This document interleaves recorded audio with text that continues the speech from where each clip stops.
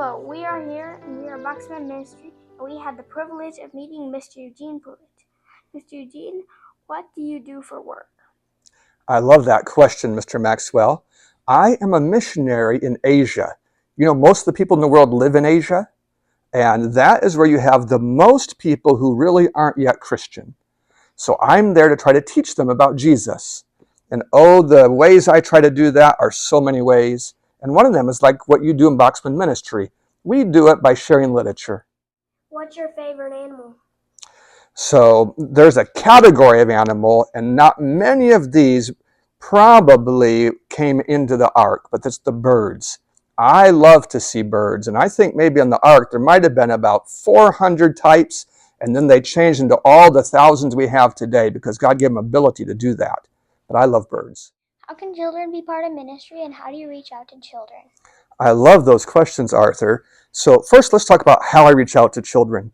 In our work, one of the ways we do that is we reach parents. Do you know parents have children? And so like right now in Iran, we have a man who has become a Christian, and he's teaching his daughter about Christianity. And we have another man in Somalia, and he is teaching his relatives, which include children, about Jesus. So that's one way. Another way is we have schools. In Malaysia, we have a school where they can come to learn how to speak in English and do math and do science. But while they're there, they learn about Jesus also. And they come there as Muslims, and when they leave, they're Christians. And so that's one way we're doing it. And we reach out to children also by having English classes in Bangladesh. And one of the best ways we reach out to children helps answer your other question. We had some volunteers from Australia who joined us for a few months, and they had young children with them. And I found out those young children could reach other children that I couldn't reach. They would play with them and talk about Jesus with their friends, and the parents weren't paying any attention. If I went to talk to those children, the parents would be, "What are you doing? What are you talking about?" But when the children were doing it, no one paid any attention. So the children were like undercover missionaries that way. They could reach out and teach them where I couldn't do it. And I saw also when I was selling books in Boston, Massachusetts, it was so hard there. The people were so cold. But when I had a first grade or second grade child with me, the people became soft and open, just like in the South here. So I can see that reaching out to children, one of the best ways to do it is with children.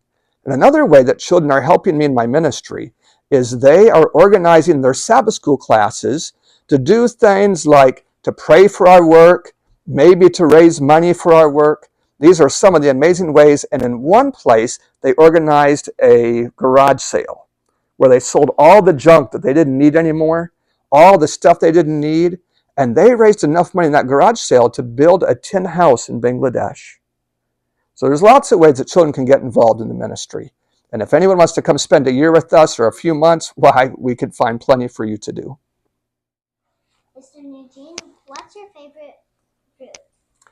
Oh, I think my favorite fruit is ripe.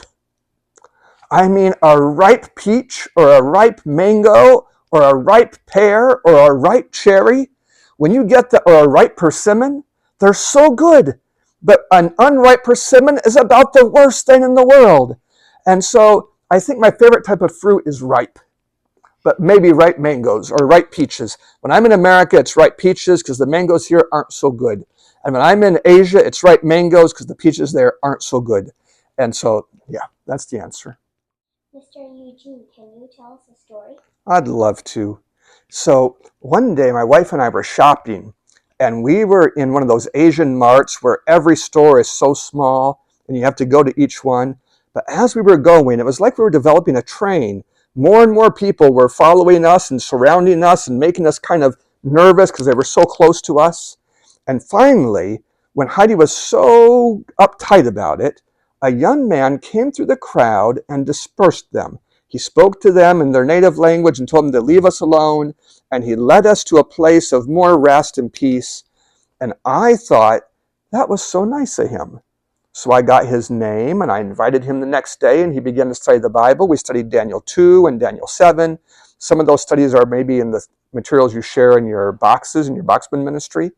And after about a year and a half, he gave his life to Jesus. And now he's in a country where almost no one who comes from his kind of background has become a believer in Jesus. And he's there to help people. And he's going to be baptized next month. So I'm very excited about that. Mr. Eugene, may you please tell us a story about an animal? An animal? Yes, I will, Clara. I remember I was walking by a canal one day when I saw a rat jump into the water. And as he was swimming away from me, a large water lizard jumped in after him, a water lizard longer than you are tall, Maxwell. And he was going so fast, close and closer and closer. But there was a tree that was bending over the water, and it had a branch that came down near the water, and it had a twig that came down closer to the water, and a leaf that came down almost to the water. And the rat reached up and pulled the leaf and grabbed the stem, and then the twig, and then the branch, and climbed up just before the lizard got him. And I thought, wow. And I started thinking about little children. And I thought how the Bible says that God is faithful. He doesn't allow us to be tempted more than what we are able. But with that temptation, he makes a way so we can get away, a way of escape, so we can be able to bear it. But I thought that rat, his way of escape required so much energy. He had to run, he had to jump, he had to swim, he had to think, he had to climb, he had to be in a hurry. And I thought it might be the same way for us. Maybe there are temptations that we get in trouble all the time, and we might think all we have to do is pray. Well, yes, we need to pray, but we might also have to think. We might have to think about who are we going to spend time with, what are we going to be doing, where are we going to go. We might have to organize our life to really work hard to make sure we don't put ourselves in a tempting place. And if we are doing our part, then God is the one who will make sure that leaf is close enough to the water in just the right place. He'll make a way of escape for us also. Thank you. Oh, that's so nice. Blessings to all of you.